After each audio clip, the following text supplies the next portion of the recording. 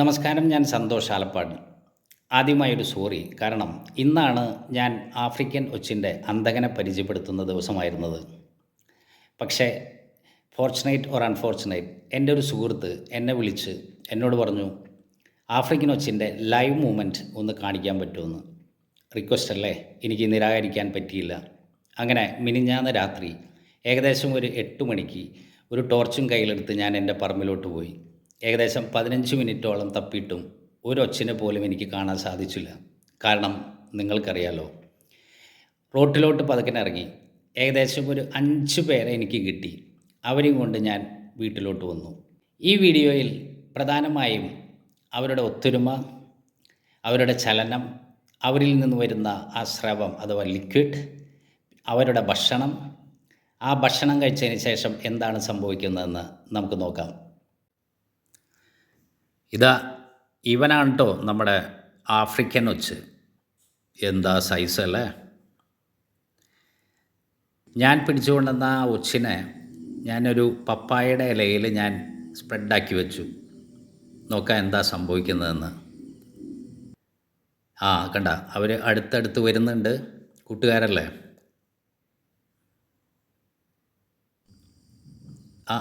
ഇത് സംഭവം വേറെയാണല്ലോ. ഒരുത്തൻ്റെ പുറത്ത് കയറിയിരിക്കണു. അവൻ്റെ തല താന്നു വരുന്നു. എന്താ അവൻ്റെ ഉദ്ദേശം? അമ്മേ, അതാ കിസ്സിങ്. കണ്ട, അത് അമേരിക്കനാണോ ഇന്ത്യനാണോ അതോ ഫ്രഞ്ചാണോ എന്നറിയില്ല. ഇതാണ് പ്രണയം. ഇനി അടുത്ത കൊല്ലം 1200 മുട്ടകൾ.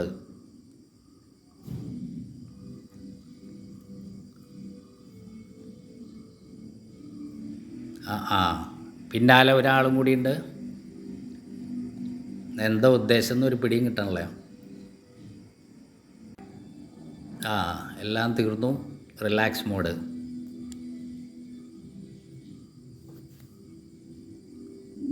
കൊള്ളാമല്ലേ? ഇതുപോലെ 2 പേര് വെച്ച് 1200 ആണെങ്കിൽ ഒന്ന് സൂക്ഷിച്ച് നോക്കിയാൽ കാണാം. ഇതാണ് ഞാൻ പറഞ്ഞ സ്രവം. ഒരു ഒച്ച നീങ്ങുമ്പോൾ ആ ഭൂമിയിൽ അല്ലെങ്കിൽ ഇലയിൽ പറ്റിപ്പിടിക്കുന്ന അവരുടെ സ്രവമാണ്. ഇതാണ് നമുക്ക് മെനിഞ്ചൈറ്റിസ് പകർത്തുന്നത്.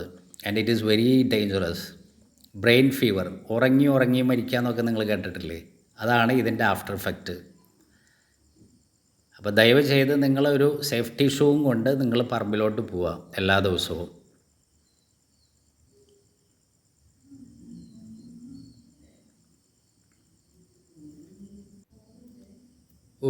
കണ്ടാലേ പേടിയാവുന്നു. കണ്ട, ഇതിൻ്റെ മുകളിലുള്ള കൊമ്പുകളാണെന്ന് തോന്നുന്നു. താഴെ 2 പേരുണ്ട്. ഇവരൊരു പ്രത്യേകത കണ്ട, മുന്നിൽ കുറച്ച് മണ്ണ് കാണുമ്പോൾ അല്ലെങ്കിൽ കല്ല് കാണുമ്പോൾ ഇവർ ഡൈവേർഷൻ നോക്ക്. ഒരു സ്മൂത്ത് സർഫേസിൽ കൂടിയാണ് ഇവരെപ്പോഴും സഞ്ചരിക്കുന്നത്. കണ്ട, അവൻ തിരിഞ്ഞു പോകുന്നു. ഭയങ്കര സ്മാർട്ട് അല്ലേ?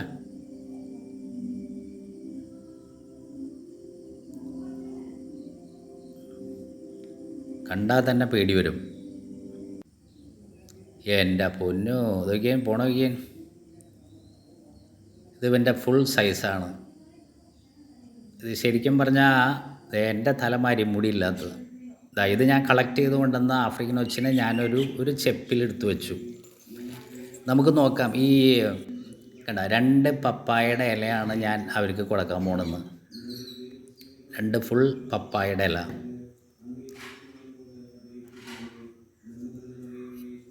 ഇതവർ തിന്ന് തീർക്കോ എന്താ സംഭവിക്കുകയെന്ന് നോക്കാം. ഞാൻ ചെറിയ കഷ്ണങ്ങളാക്കിയിട്ട് ആ ചെപ്പിൻ്റെ ഉള്ളിൽ ഞാൻ ഇട്ട് കൊടുക്കുകയാണ്.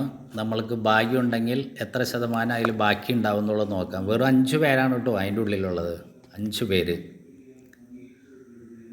എന്നിട്ട് ഞാൻ ആ ചെപ്പെടുത്തിട്ട് നേരെ കാർ പാർച്ചിൽ കൊണ്ടുപോയി ഒരു പെയിൻറ്റിൻ്റെ ഒരു ബക്കറ്റ് ഉണ്ട്, അത് അതിൻ്റെ മുകളിൽ വെച്ചു. അതിൻ്റെ മുകളിൽ ഒരു മരക്കഷ്ണം എടുത്ത് വെച്ചു. ഒരു ചാടി പോരുതല്ലോ. ഇതാണ് ഞാൻ ഉപ്പിട്ട് പറഞ്ഞത്. നിങ്ങൾ ശ്രദ്ധിച്ചോ? ഈ ഉപ്പിട്ട് ഞാൻ വെച്ചു. നമ്മുടെ അധികാരികൾ പറയുന്നത് പോലെ ഉപ്പൊക്കെ ഇട്ട് റെഡിയാക്കി.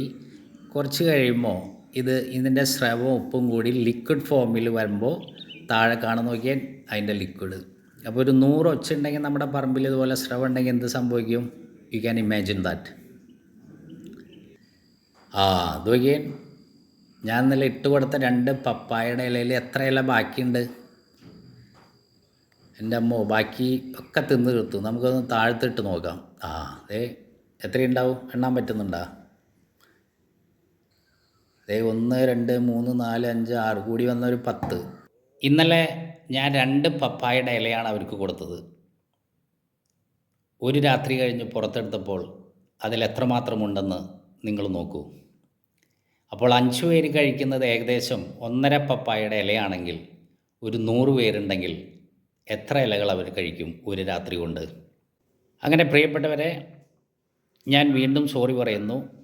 നാളെ അല്ലെങ്കിൽ മറ്റന്നാൾ 6 മണിക്കുള്ളിൽ ആഫ്രിക്കൻ ഒച്ചിൻ്റെ അന്തകനെ, ആഫ്രിക്കൻ ഒച്ചിൻ്റെ കില്ലറെ ഞാൻ പരിചയപ്പെടുത്താം. Thank you. സന്തോഷ് ആലപ്പാട്.